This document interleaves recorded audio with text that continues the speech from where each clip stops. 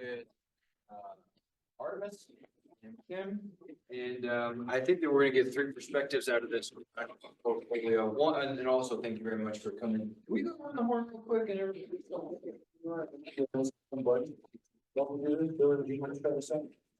I've been here doing anybody, sociology. Great. From my son, I'm in art. I'm Kazizal Director, Professional Leader Science. Great. Frame, go ahead. Oh, I'm Stephanie Franmore, I'm a nursing student. Great. So I don't know exactly how this is gonna go, but what I'm hoping that we get out of this is Artemis is gonna speak to some of the benefits of high impact practices as far as like studied and what it is that they do for students. We're lucky to have Kim. Kim has been the we're not liaison. HIP team leader. Yeah, team leaders, Mhm. facilitators, and that's been really nice because she's the director of the School of Nursing and has done a fantastic job of mapping it out and systematizing it in her particular school. I'm trying to do my best to copy Kim and her wise ways. This, and what I'm gonna hope to contribute is like, what does this look like in the classroom, frontline style? And I'll share with you some of the things that I've done, some of the little pain points that something like this can create for a professor, and then some of the things that I've done to mitigate those. But I'll turn it over to Artemis. Let's clap for Artemis. Great. All right. Thank you for that lovely introduction, AJ, and welcome everyone. So we're going to talk a little bit about high impact practices. I'm going to take a more broad view, and then we're going to narrow it down into portfolios. So we'll also cover curriculum mapping of ePortfolios, as well as examples of ePortfolios and how they're applied in the classroom. Okay, can you go to the next slide? Yeah, thank you. All right, so go ahead to the next slide after that. All right, so here we go. What is a high impact practice? According to the American Colleges and Universities Association, high impact practice has really 8 different manifestations. So part of it is expecting that there will be high levels of performance within the classroom, and then also significant time and effort invested over time. Also interactions with faculty and peers about substantive matters. Then also this experience diversity. So we want to be sure to lean into that so students are exposed to and work with people from diverse backgrounds, familiar structures. And then key components here at Adams are frequent, timely, and constructive feedback on the part of the instructor, or in the case of an internship, the site coordinator. And then also periodic structured opportunities for reflection, and that helps to integrate and deepen learning. Then there are opportunities to discover real learning through real world applications. Sounds like you had one in nursing today? Okay, so sometimes we have that opportunity within classes and it really reinforces the practice. And then also public demonstration of competence, which comes in the capstone, which is also part of ePortfolios. Okay, next. All right, so we have for ePortfolios, Dr. Kim Chacon and Professor AJ Webb. So you'll see these other people on the screen, and we will have future workshops with these and other people. We have some new team leaders who have come online. All right, go next slide. ePortfolios, teaching, learning, programmatic assessment, and career development. So that is really the purpose of an ePortfolio. So it is to complement the coursework in such a way that it reinforces and applies it in settings that would be applicable to your future career. Then also, the idea is to empower students to collect work over time electronically to connect educational experiences. The idea that curriculum map is tying particular assignments to the ePortfolio. And then reflect on their personal and academic growth and share items with professors, advisors, and potential employers. And I think one of the things that Dr. Chacon will cover is that there's a point at which the ePortfolio is assessed by the professor in the capstone. And then at that point, the student can curate their portfolio so that when they present it to employers or to peers or mentors, that they have some decision-making process about how they want to present themselves in that ePortfolio. The hope is that ePortfolio will go on and help them beyond Adams State. Okay, next. All right, so ePortfolio has a number of components, and so if we look at first-year experience or first-year seminar, for example, it's a place where a great story begins and resume and CV. Then we get into Adams Outcomes, which are listed on the right-hand side. Okay, so Adams Outcomes is one of the aspects of ePortfolio, and then significant learning is really related to writing intensive courses, capstones, internships, and it's an opportunity to apply that in higher level courses. Okay, so I will at this point turn it over to who's going next? AJ, are you next? I'll ask you questions. Okay, great. Me? Yes. Oh, I like this. So that's a lot of cool. Wonderful practices and what will be on it. Right now, I had Artemis share those things because as the ETIR director, she's here to help us all be better as an institution by implementing some best practices into the classroom. Right? And ePortfolio is a little funny, right? And because it is so long in duration, right? It has a hard start, like a definitive start point in first year seminar. We're blessed to have Professor Goulardi, who requires it as a part of the first year seminar course. So students have to do it. Now, it's not exactly the case that they have to do it to pass the course, and I guess it's plausible that they could move on without having completed. But I would say the vast majority of our students that have participated in FYS, they've got an ePortfolio with our prescribed tabs in it. Okay, and when I say prescribed tabs, and I'll just abbreviate these, and I can remind you later. I'm going to abbreviate this as the Migrate Stories tab, a little past, a little present, a little future, a Resume tab, an Adams Outcomes tab, and a Significant Learning tab. And so the idea being, student engages in some self-authorship, a little bit of autobiography, a little bit of where you're at right now, and a little bit of hopes, dreams, wishes, future aspirations. There's now, I'll get into why I like ePortfolios, but it has very little to do with like how well it's been studied and how much I know about how effective it is, and more to do with biases in my own experiences that I've had. I like ePortfolio because I found it extremely useful as a working professional in healthcare with a 900-person staff. I had to get them on the same page, put stuff into a website style format and distributing it that way. That way there's something that is not AJ dependent, that lives on the internet, that people can access information. I found that to be extremely useful as a recruiter and as a wellness coordinator with a whole lot of people spread out all over the San Luis Valley. So there's the technology piece. The second part, the reason I like ePortfolio, has a lot to do with this.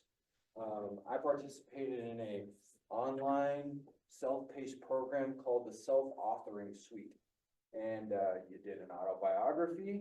It sucked, like it took a long time, brings back some nasty feelings, but overall useful as far as understanding like who I am and where I came from. The present component, equally as long and miserable. We do something that is much less intense. And the last part of that is a future, right? What does AJ want in the future? What's the dream? What's the vision? And then I can work backwards from there to craft my goals, set my milestones. And when I'm asking like, okay, I got some free time. It's not going to be leisure time right now. It's going to be something that's going to be productive.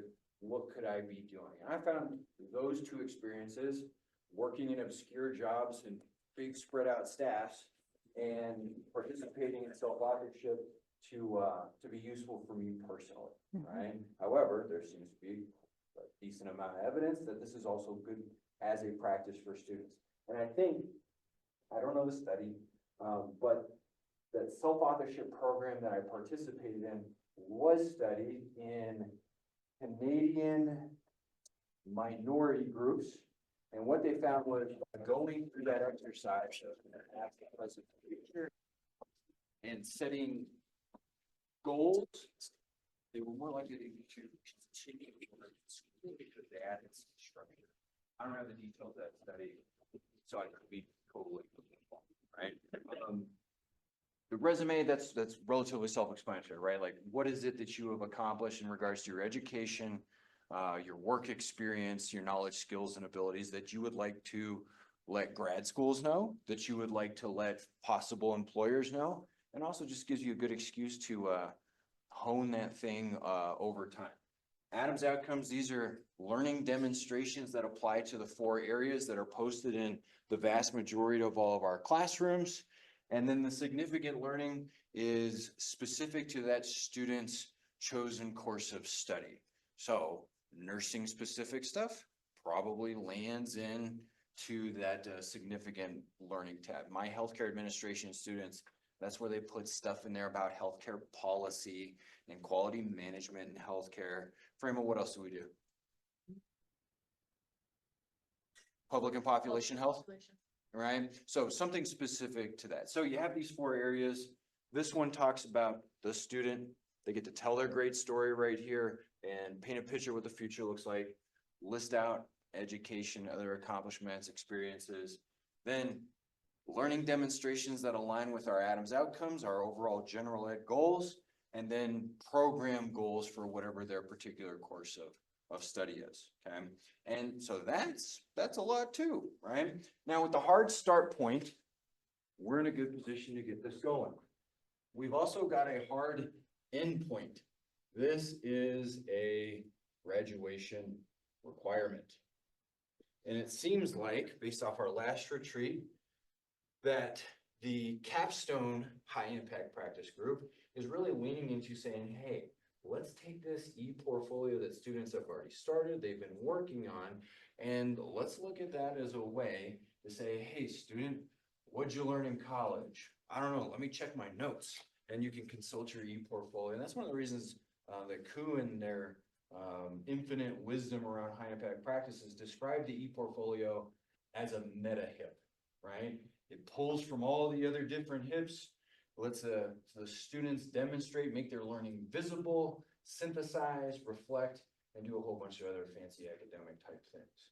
Now, where the challenge is we're in year 1-ish, and then we're in year 4 to 5-ish, and what the hell happens in the middle, right?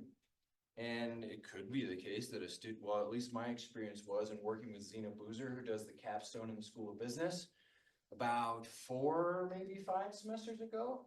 She invited me in when it was now part of her responsibility as the capstone course teacher to validate that ePortfolios were being completed.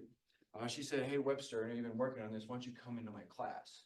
And when I asked that group of students, 30 or 40 students, how many of you have been putting stuff in your ePortfolio over the last couple of years? And there wasn't a lot of hands that went up, right? Because I'm in the School of Business and engaged in this project, it's a much different story now because they have me for business computer applications and business law and principles of management and principles of marketing.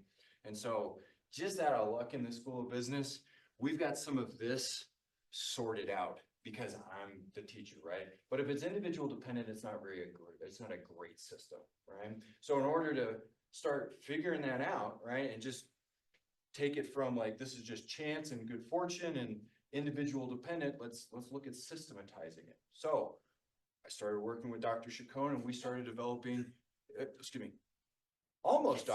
future Dr. Chacon.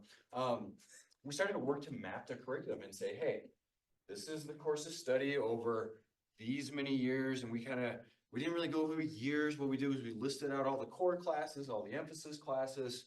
We made a matrix that outlined each one of those tabs.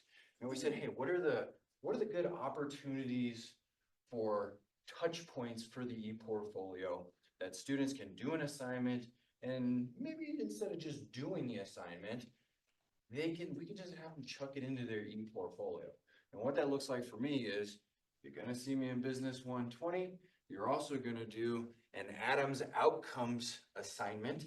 You're gonna load it into your ePortfolio, and it's gonna be about written and oral communication. They take a PowerPoint presentation that they build in computer applications that is, which involves discussing what a good presenter does to use PowerPoint to be more effective, and they're gonna toss it in there, right?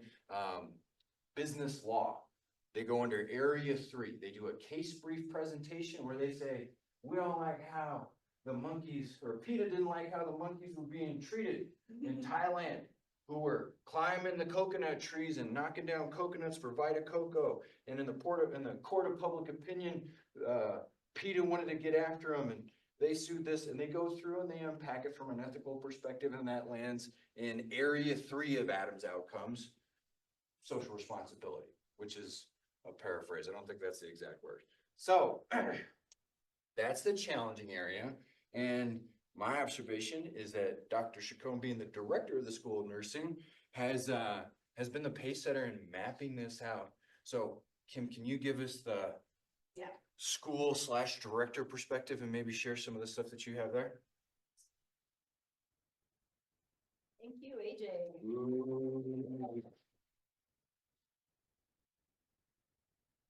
So like AJ said, most schools have done this, and your schools have probably asked you to do this, or your department. So we identified where, once they get to us in nursing, which is usually at the end of year 2, their second semester of their sophomore year, where do we hit this again in our classes?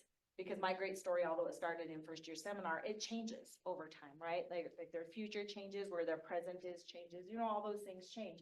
So we want them to hit it again. So we've identified, where do they hit it across our curriculum so that they're hitting all 4 tabs throughout the entire program? And then how do we want that to look? So as a school, we decided how we wanted that to look. So for us, the migrate story, we want them to hit, they actually even hit it again their senior year right before they graduate. We have them update their CV when they come in. And I think if you scroll up, you'll see that they do it again their senior year.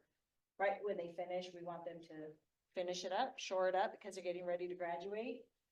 Their Adams Outcomes, we have them hitting the entire time. Like AJ said, one of the purposes of the ePortfolios for us as faculty to be intentional about how we're letting students see the connections to the assignments or to the things that we're doing, how they connect with Adams Outcomes and to your program or to your school. So for us in nursing, we identified our program goals, which are aligned with our accrediting body, to be our significant learning. And I'll show you an example of how we have our students do it, so that they're making a connection on everything they do from the time they come into Adams, because it's a liberal degree, right? It's a liberal arts degree. Everything they learn in your classes, they're still applying in nursing. And so we want them to take credit for their full education. And so we have them identify anything that they want. It's not prescriptive, it's them identifying where they made those connections on civic engagement, where they made those connections on professionalism in nursing, and then really tying that to make sense of it. And so along the map that AJ did here, somewhere in English, they learned how to write. And so they can now do that over here in this at a higher level, because they understand what they've learned, the tools, and so they're demonstrating that. And so we're not really looking at them from a writing, because they have that. They can express themselves. We're looking at more, are you making those connections on where you're at? And so that's all built throughout the prereqs through the gen eds. They do a great job. They get them nice and teed up for us. So here's an example of a nursing student, and I'll just have Jared go through like the pages. So you can kind of get an idea. So she graduated back in 2022. This is Lindsay Sandoval. Some of you might know her. She took some of your classes probably. But her great story was like, here's about me and here's all the things that happened. And some of the courses that we did, and this helped to define them. If you scroll up or down or whatever, why nursing? This actually happened to fall in one of our classes when they first came in. And we asked them to touch it again at the end. Like, why did you choose nursing? Is that still the reason why today? What's your definition? And we kind of have them do that reflection throughout. So that's how it helps us. So if you go to the resume CV, it's pretty, and then they do their goals, But the next tab, which is resume CV, right? Goals. You see it at the top?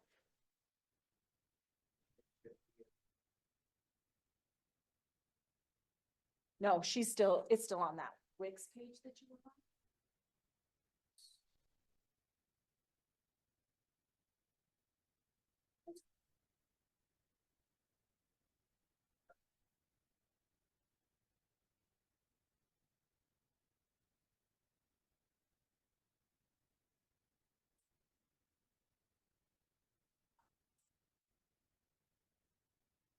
So that's easy, right? She updated it. We now include career services to come in and kind of help them. We bring in people from the community to talk to them. We have them do interviews, mock interviews, all their final semester right before they graduate to kind of get this ready to go. And then if you go to the next, the significant learning and the Adams outcomes, they linked them. This was actually this cohort's idea. So each essential, so the baccalaureate essentials are our program goals. They're required for accreditation. So for this first one, I asked them, read what it is, but then define it in your own words, because I want to make sure that they understand it. And then if you scroll up, I have them address, where did I learn it? How did I apply it? And how will I use it in the future? Because then they're really making those connections. And then I say, now, how did that apply to an Adams outcome? And so they look at the Adams outcome, they feel which one. And so if you click on Adams outcome, it'll say, this is how I tied this experience to this Adams outcome. And they do that for 10 of them. But it's any experience they want. Like some of them will talk about a psychology paper that they wrote, or they'll talk about in microbiology, they learned this, or they'll talk about these things and how they saw it apply in their real practice. And so they're starting to see those connections. They hate it. She's just starting it. She knows, and they're like, why? But they'll be presenting this senior year, so I'll be inviting you guys to come and they'll present their ePortfolio. They won't do the whole thing, but they'll pick one. And they get really proud because they're like, I see it now. I now see. So they're kind of building it the whole time. But in the very end, this is their end product. So along the way, they had those English assignments in there. They had the history assignments. They had any assignment that was done in the gen eds, which is great. That's helping them to build. That's helping them to grow. It's helping them to make connections. But their final product will be representative of the school that they graduate from, which is for us nursing, but they're pulling in those things that influence them to where they're at today. And so that's how we do it. And each school will be unique. Each department will be unique. Like, what do you want your students to graduate with? This is what we thought. It demonstrates that they're ready at the very general level, and they see now how all their education really did matter. Stephanie, it matters. We're purposeful. Sometimes we're not super intentional to students and they feel like it's busy work and it's meaningless. So if we're bringing in those connections, like this is how it meets our program goals. This is how it meets Adams outcomes. This is the product we want you to end with.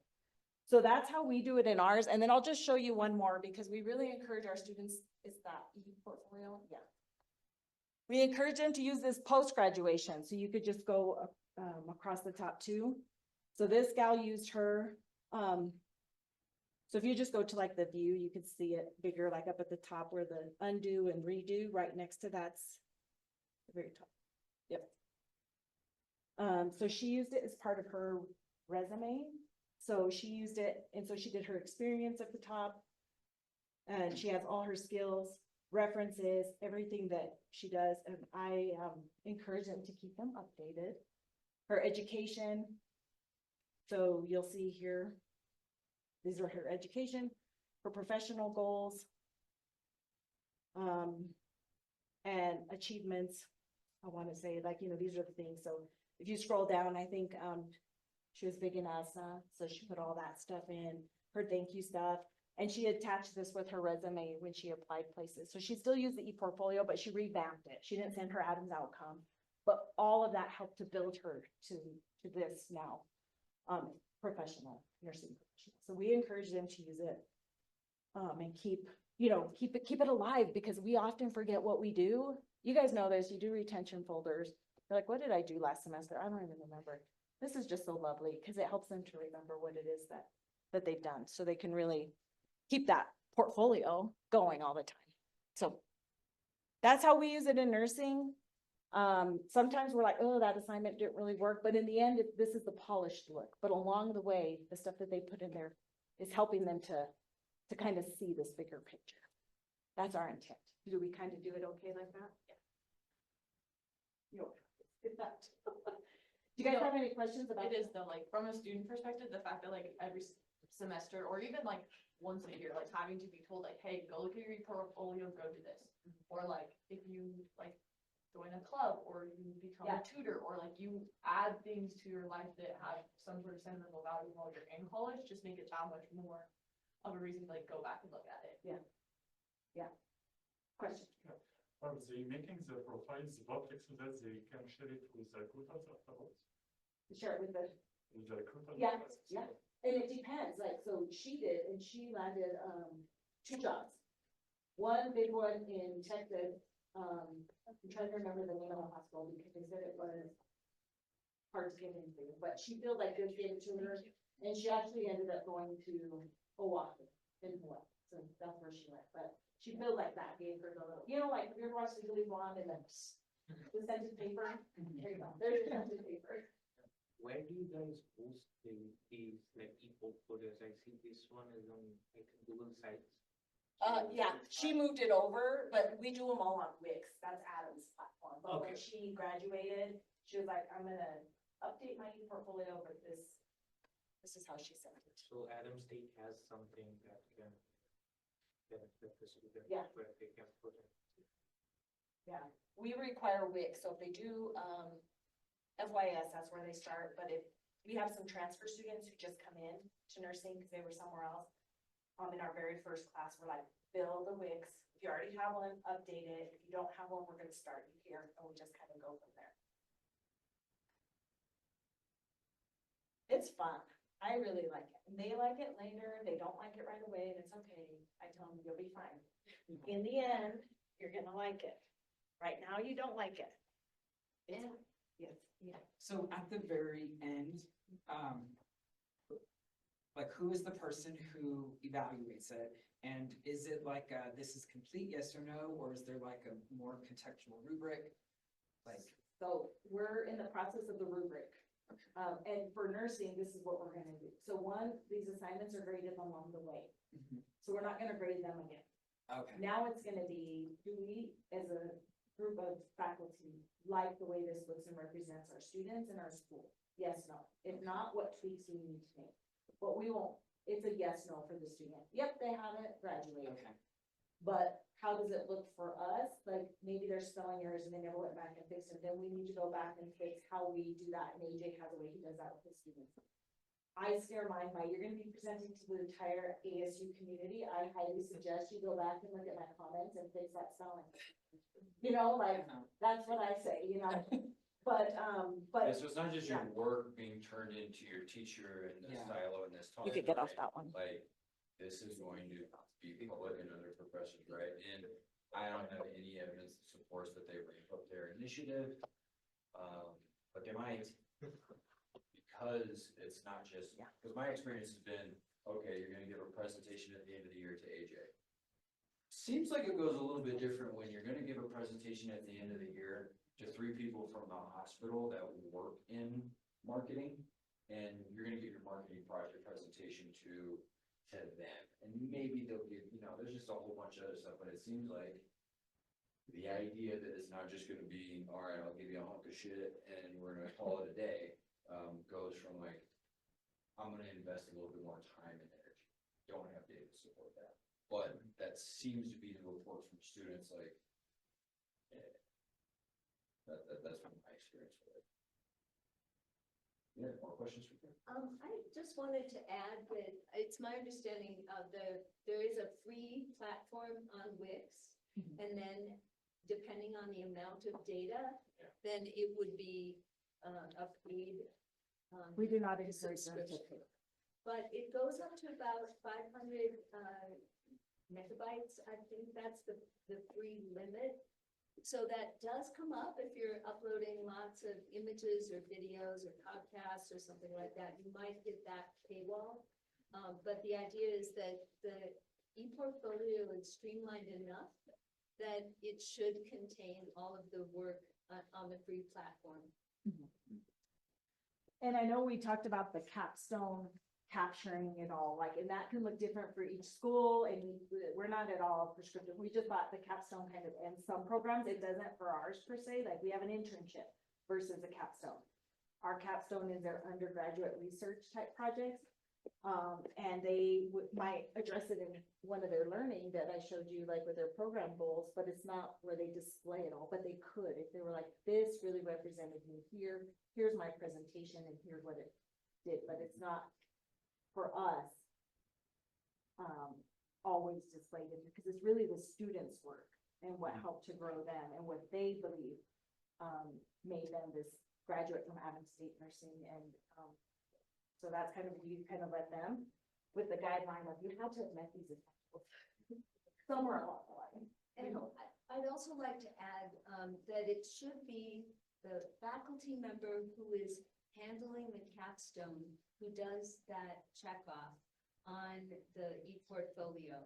And we are in the process of developing rubrics for all of the HIPs, so that you would have that checkoff list to go through that would be separate from the checkoff kind of on the degree. So the degree is just yes or no, did they finish it? But we want to be able to evaluate the portfolio as well as the other HIPs. So we're working on those rubrics now. Because it's really assessing like your program, right? Like that's what we're hopeful of. So when we grade the rubric, we're really grading like, did we do this right as a school of nursing, not did the student do it right? Because if they did it, if we did it right, they're gonna. And so that's what we'll be assessing. So AJ and I have created like a very, and it's been under very many updates, overall review, but it's intended to be a guide. Like, we'll revamp it in nursing the way we want it to look for us. You will do it for yours, you'll do it for yours. And what we started with was something that was largely Large. unfeasible and not manageable, right? So we did the whole academic thing, year by year, each tab, criteria, and it's too much. And we need to, like, that might be like a 10-year kind of a thing, like a long time from now.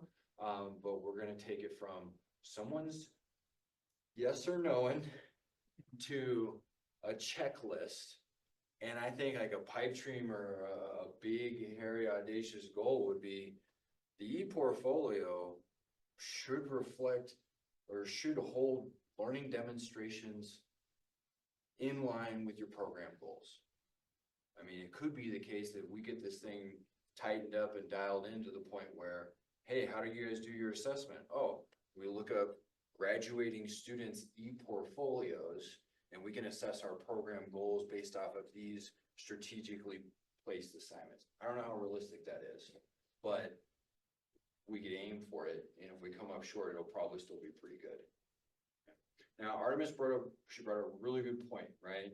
And so we'll play roses and thorns real quick. One of the thorns being some data limitations, right? And so my experience with stuff like this is that when there's these little hidden things that I don't know about, and now I'm trying to be a good soldier and do ePortfolio in my classroom and help out, and then students are running out of data and they're turning in links that don't work through Blackboard, or they didn't publish it and they need to go back and all these other things. It gives me heartburn and I hate it and I don't want to do it. And I've probably got 7 or 8 semesters of playing with stuff in my class, different assignments, different styles of assignments, going all the way through. So I want to start with roses of ePortfolio first, right? So let's just take at face value. It's good for students. After a while, they like it and it helps them with their learning. So what's in it? What's in it for you? Who here has to do a folder on a regular basis and then be evaluated by their supervisor? So if you'd like to, as a part of your folder, say, I integrated a high impact practice into this class, this class, this class, whichever class it is, you can have them turn stuff in via ePortfolio, right? And that's what I would describe as the simplest way of integrating ePortfolio into your class that does not require you to make a separate assignment. It's just like if you have a student turn in a paper in PDF versus Word or Google Docs, right? But there are a few little extra steps in there, right? So what's in it for you is your, like, your folder, right? Folder stuff, okay? I found that I had to think a lot more about my assignments that I do want to designate for ePortfolio. I had to wrestle with the idea that someone might put something poor in there, poorly made, poorly, whatever it is, and I would then be, it would reflect on me and people would be like, oh, look at that bad work. And whose class is that? That was Webb's class. Oh, Webb must stink, right? I used to be scared of that. I'm not scared of that anymore. And I'm probably just desensitized, but I think it's a legitimate concern if that's something that you worry about. And because I had that concern, I played with a few other formats so that I could get a little quality control in there. Before it landed in a public space that my peers would see and potentially judge me off of, right? So there's the folder. My experience is that I get to know my students better by having access to their ePortfolio. When a student, who here's been asked to write like a letter of recommendation for scholarships, right? Billy, have those always been students that you have a really good relationship and a good rapport with and you've had them for multiple years? Or is every once in a while, hey, I had you in Social 101, dear Professor Labari, will you write me a letter? Yeah. Okay. My response to the student that I had in a class 2 years ago that has now decided to hit me up for that, I said, I'd be happy to think about it. Would you please send me a link to your ePortfolio? Okay. And what that does is I go to, oh, that's Jalen Ignacio. I remember Jalen Ignacio. He was in my business 120 class. He was a wrestler, and I forgot that he's interested in being an accountant in agriculture. And it starts to just bring all this stuff back. And if there's some of the things that I asked him to do and he did them pretty well, inserted in his ePortfolio, it really helps to persuade me to say, yeah. And I can also make a nice, like a better overall scholarship recommendation letter, right? I remember Jalen from the spring of 2023. I can count on Jalen to be in class, turn in quality work, I think a scholarship would help Jalen to become an accountant that works in agriculture. And so I like that part of it, right? What is that? You know your students better. Yeah. Right? And not only you know them better for stuff like that, you also learn stuff about them that you really, that I can overlook in the process of going through a whole semester, getting busy and doing all the things that we need to do, right? When you get in here and you go, oh, shit, that student speaks English as a second language and might have had some challenges in the, the overall presentations or whatever it is. It just gives me a little bit more perspective about them, a little bit of empathy in there. I get to know them a little bit better. I think I'd like to think that that helps me as a professor, right? And then, back to the, think my way through, thinking my way through different assignments, right? Because the pain points, okay, the data limits, right? So I've had students throw a variety of different stuff in there. Videos of them presenting. I've had them throw PowerPoint slide decks in there, converted to Google Docs.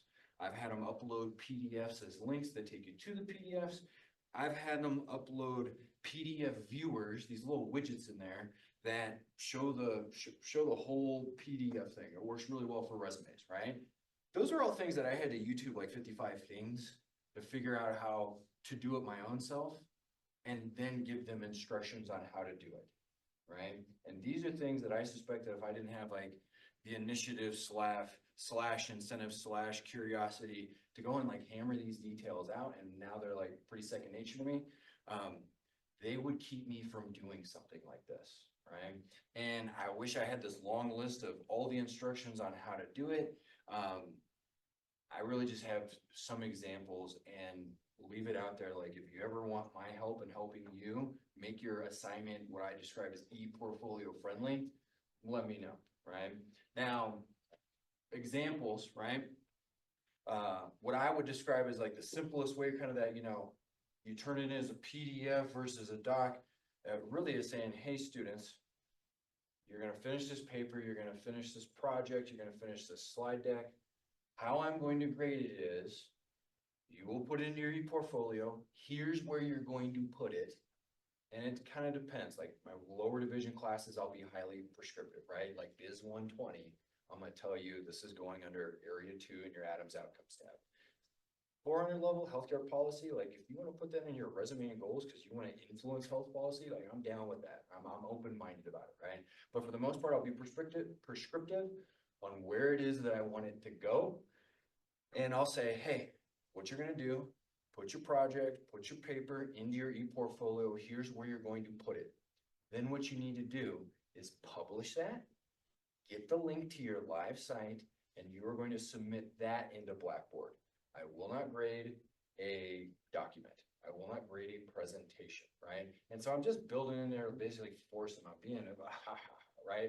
And there's cases where the student hasn't had first year seminar because they just transferred in. I'm not a monster. Like I'll work with them, but I'm also gonna be like, yo, doc, I know you just came here and you're looking to graduate next year, but we're also gonna need to get you going on this ePortfolio. So I'm gonna grade this as a Word doc right now, as long as you promise to meet with me early next semester, and we're gonna start getting you tuned up so you have an ePortfolio by the time you get to Zena's class. So it also helps me to catch students that are underdeveloped in the ePortfolio area and encourage them to go and get some help. Now, I offer that help because I'm there in the School of Business. We have an entire person, so let's put that, we can put this in the roses. There's a student, pun intended, an ace in the hole, named Ace. I don't know if it's Miles or Mills. Miles. Okay, believe he's working with Jess. And that's his gig, is to help students with the logistics of putting stuff into their ePortfolio. Now, I had Ace in a couple of my classes and he was fine, so I can't vouch for like how well he does this, but I'm assuming if Jeff picked him that he's going to be able to give the students the support that they need. I also have a good relationship, so if he gets stuck, he can probably come to me and talk to me about that, right? So that's what I would just, and I robbed this idea, right? So Kim and I, as both healthcare workers, we got to experience the HITECH Act and the implementation of electronic health records as a requirement in healthcare systems.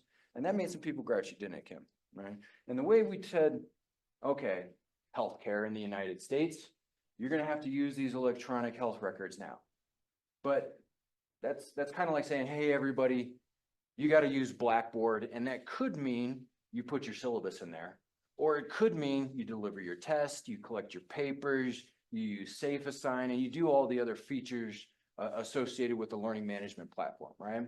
So they had a whole deal, multiple sections here, and they called this thing meaningful use, and they gave you an opportunity to make the use of the electronic health record more meaningful over time. So 0 is you're doing stuff on paper. 1 is you have an electronic health record and your doctors do their charting in the electronic health record. Level 2, now your pharmacy, radiology, and the lab are all going to communicate with that electronic health record so that the doctor can order the x-rays, yada, yada, yada, yada. Now we're gonna add in clinical decision support. So if I'm taking a medication and my doctor goes through and prescribes me another medication that will kill me if I take the 2 medications together, it's gonna go beep, beep, beep, beep, beep, Dr. Chacon, don't give that medicine to AJ because it'll kill him. And now I live longer, that's good. So we have the clinical decision support all the way up to patient portal functions where patients could communicate directly back and forth with their provider about their appointments, about the management of their care, right? So this was spread out like over a decade, right? And if we're gonna think about turning it in through ePortfolio as one of these level 1, level 2 type areas, here's a couple of other things that I do that I think kind of ramp it up as far as the meaningfulness, right? And this takes some planning, right? And so the second layer I would say is, especially with that Biz 120 assignment, is they're gonna put that slide deck in area 2, right? Then they're gonna put a text box underneath it, and I'm gonna give them 3 reflection questions Something along the lines of, what did you know about computer applications before you took this class?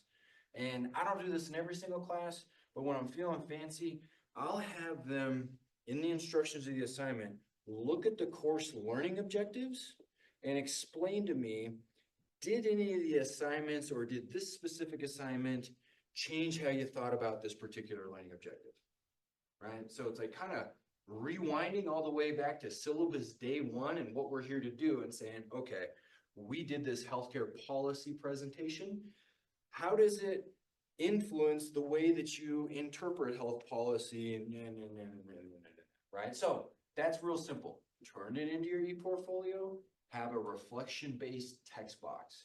And I don't know where you should get reflection questions, but I Googled up reflection questions for college students and I got a list of, 20 different questions, right? Like when you show this to somebody, what do you want them to notice? If you could do this over again, what would you change? How challenging was it for you to work in a group? Whatever is going to be pertinent to your group. So that's assignment, and then that's text box, okay? The most sophisticated thing I think I've done is probably in line with the idea of scaffolding, right?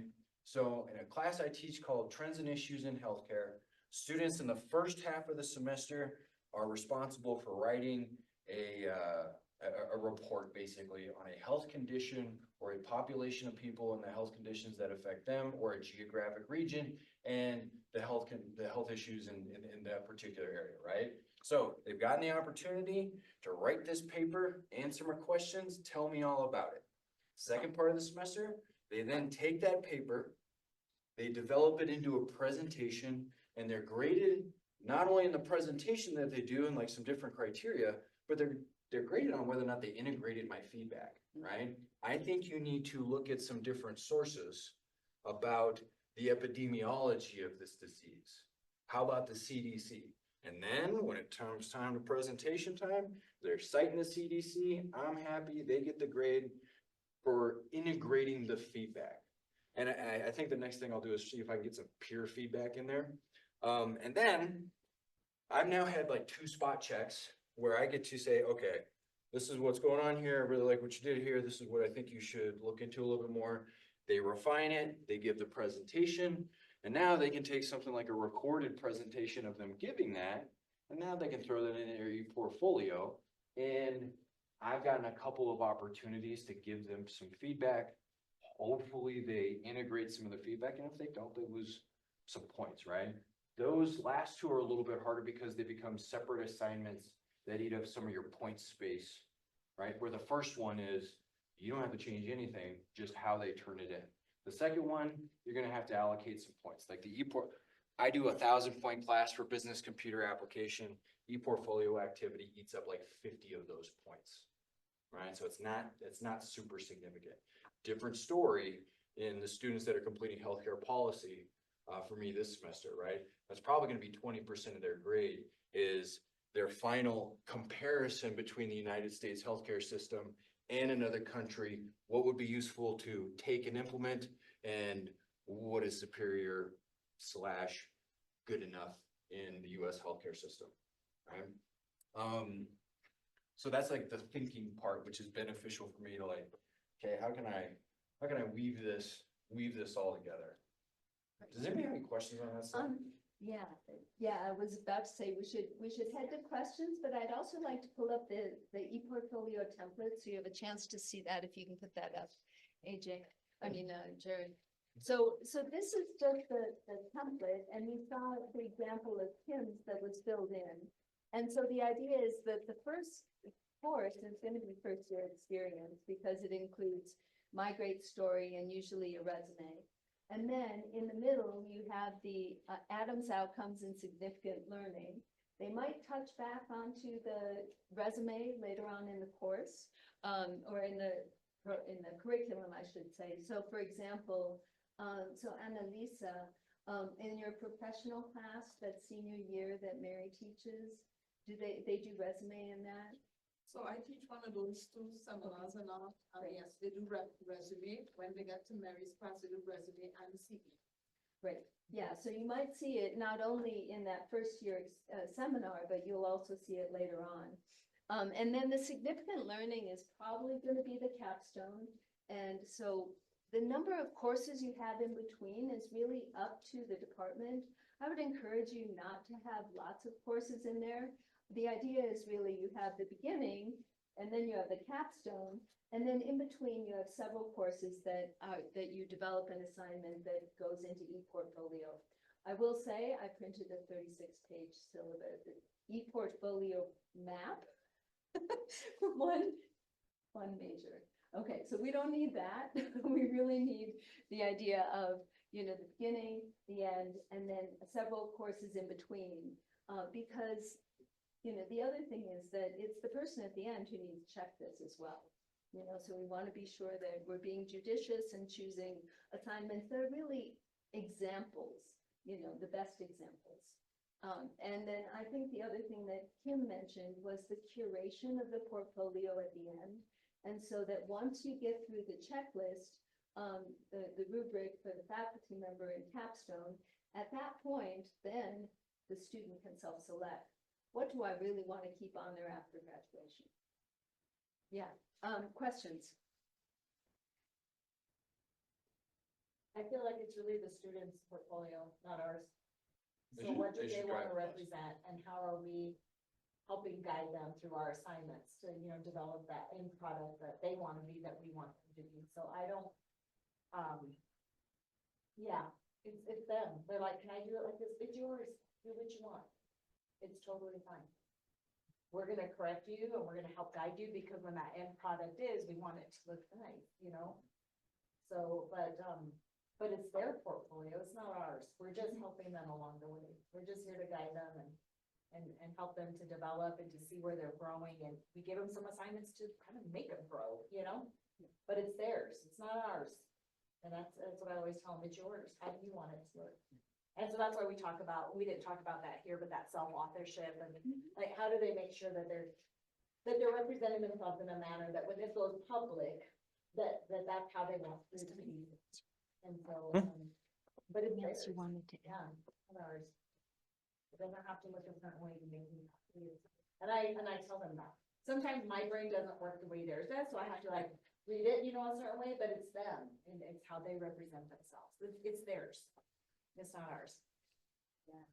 So the data limits, right, so like pain points like this, it involves like being creative with the available storage. I kind of don't want to ask students to pay hundreds of dollars for like, you know, so I have some practical tips, like if a student can use some type of a hosting platform, like a YouTube, like Google Drive, right, and leave the storage over there and that responsibility to that platform, and then just put the viewers and embed code and stuff like that into their ePortfolio, they'll be able to get away with the free account.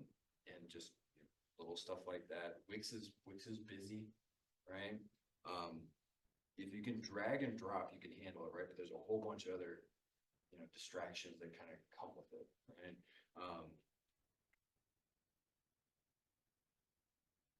Who here does anybody here have like your own personal website?